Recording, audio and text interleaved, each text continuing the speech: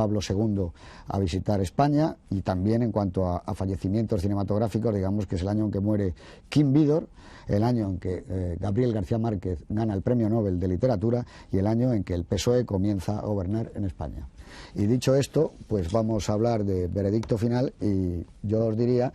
quizá para romper un poco a nivel anecdótico lo del guión, que cuando se entregó el guión a Zanuck Brown, Mamet, que había hecho un guión espléndido, no puso ningún tipo de veredicto, dio la película sin terminar, y entonces ellos le dijeron que cómo podía ser esto posible. Su punto de vista era que en la película no debía de decirse el veredicto, que fuera cada uno el que pensara cuál era el veredicto que debía haber dado la justicia americana, pero naturalmente estos productores, que por otro lado, además de ser muy buenos, siempre han tenido un ojo en la taquilla, especialmente, sobre todo, como decía antes, en Tiburón, en Cocoon, en El Golpe, contrataron a la guionista de Marnie, Jay Preston Allen,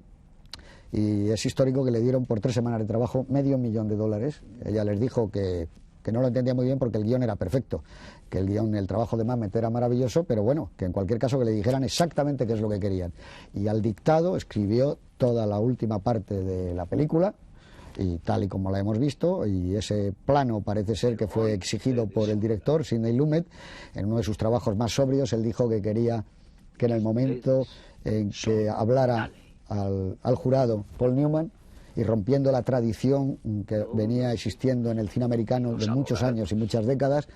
él estuviera muy alejado, dando la imagen de un hombre pequeño, de un hombre vulgar, de un hombre perdido, y que solo en el último momento él movía la cámara cuando él se acercaba y decía las últimas palabras y lo volvía a dejar absolutamente sentado. Yo creo que eso es un poco la tónica que lleva la película, de sobriedad en cuanto a su estilo, y sobre todo una película que el otro día hablábamos de que Hitchcock montaba prácticamente cuando rodaba. Esta es una película que también es histórica por ello en Estados Unidos, que solo necesitó 1 semana y media de montaje, porque dicen que Sidney Lumet filmó exactamente lo que él sabía que iba a montar. Fue una especie de alarde de dirección por su parte, y únicamente filmó aquellos planos que él sabía que iban a ir montados. Acabó, cosa que le ocurrió también con la película que a ti te gusta tanto, del El Príncipe de la Ciudad, antes del plan de trabajo, no tanto como en El Príncipe de la Ciudad, que acabó 11 días antes, y en esta película acabó casi 1 semana antes, pero que el rigor de su puesta en escena fue tal que es curioso que no necesitó prácticamente montaje la película, no necesitó ningún tipo de edición. ¿Qué te parece? Eso es seguridad en su trabajo, ¿no? No, hay cineastas europeos que hacen lo mismo, pero por otros motivos, simplemente porque no pueden gastar mucho material y tienen que rodarlo justo. Pero no cabe duda que el rodar de esa forma y con esa precisión es muestra de una total seguridad en lo que se quiere hacer. ¿Cómo crees tú que esta gente que había ya tenido esos éxitos le dan precisamente a Lumet esta película? Hombre, yo creo que de todas maneras uno de los motivos por los que trabaja mucho Lumet es precisamente por la buena reputación que tiene de que nunca sobrepasa los presupuestos y que incluso se adelanta el final del rodaje, ¿no? Entonces yo creo que es una película que era complicada, que yo creo que intuían que tenía un cierto riesgo, sobre todo con el guión inicial de Mamet, sin saberse muy bien cuál era el veredicto, era un riesgo. Y que además es una película que en cierto sentido, en cuanto a la historia esta muy típica americana y que a mí me gusta mucho, de la segunda oportunidad, que en el fondo es la última además, digamos que acaba bien, pero otra expectativa, que es la de la historia amorosa, que es muy atractiva, esa pareja que montan entre Paul Newman y Charlotte Rampling, en cambio esa historia acaba muy mal. Entonces, al acabar mal la historia amorosa era otro riesgo adicional. Y yo creo que en las películas que producen estos dos hombres hay también esa mezcla que tenían los antiguos productores de hacer películas muy comerciales, pero de vez en cuando permitirse, precisamente porque habían ganado dinero con otras, correr un riesgo. Y por otra parte hay una cuestión adicional, digamos la experiencia judicial que tiene Lumet desde su primera película, que es 12 hombres sin piedad, y que tiene varias a lo largo de su carrera. Desde luego es un hombre que, si no ha estudiado Derecho, a veces lo parece. ¿A ti qué te parece a nivel judicial la película? Bueno, la película, como acaba de decir Miguel, es muy clásica en el planteamiento, es aparentemente muy clásica, tienes todas las secuencias, todos los datos de un proceso. A mí lo que me interesa desde el punto de vista de la película y del guión de Mamet es que es quizás la película que muestra más los entresijos de un proceso. Es decir, es casi, si me permites decirlo, una especie de clase de práctica, de una escuela de práctica jurídica, ¿no? Porque realmente nos da desde la preparación del juicio, cómo se buscan los testigos y los peritos, cómo se se manejan los abogados dentro de un clima de corrupción ciertamente grande, concretamente cómo se interroga, cómo se prepara el interrogatorio de los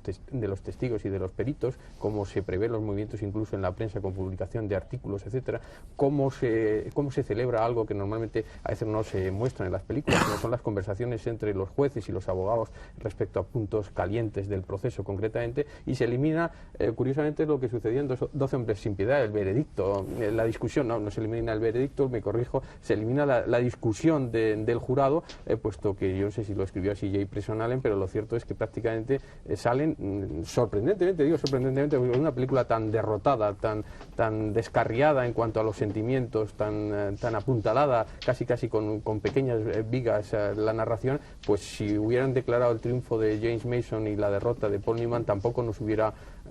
asombrado a lo largo de cómo va el desarrollo de la película. Así que ese giro de Mamet para mostrarnos la vinculación moral de las distintas profesiones jurídicas que hay en el proceso y los entresijos del propio proceso, yo creo que es un acierto del punto de vista dar ese giro a lo que es habitual en una película de procesos. Incluso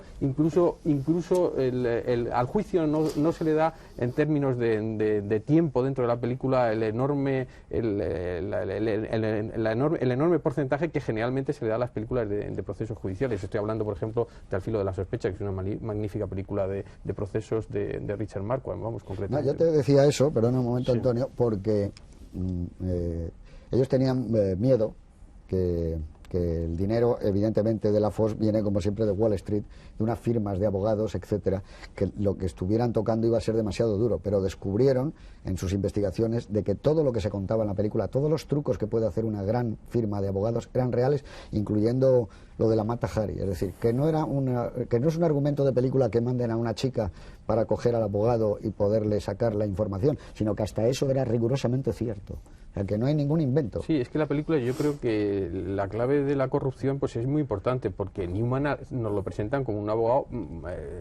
buitre de los tribunales, es un abogado muy fullero, recurre a lo más bajo, que es irse a funerales y molestar a las pobres familiares de un muerto a ver si ha habido alguna malpraxis médica, algún accidente mal llevado de circulación por las compañías de seguros, es decir, desciende casi a los basureros, por decirlo de alguna forma, de la profesión de abogado. James Mason, que vamos a decir, es absolutamente lo contrario, es un abogado de triunfo social completo, pero es tan fullero como Newman, recurre a los atajos de la ley para modificar la ley, compra a peritos como el doctor Gruber, al que le manda una paradisíaca isla del Caribe, mete a una Mata Hari dentro del equipo de Newman, que es Charles Rampling, corrompe a testigos concretamente, y no sé ya si llegaría incluso a corromper a los propios jurados si se terciase concretamente, si no lo hubiera visto, ¿no? Porque no quiero hablar del juez, pero ya que soy del gremio concretamente, pero el juez de Milo Oshia, que curiosamente Mamet le da un detalle de guión muy sugerente, y es que está comiendo permanentemente, ¿no? Incluso o sopas o cafés,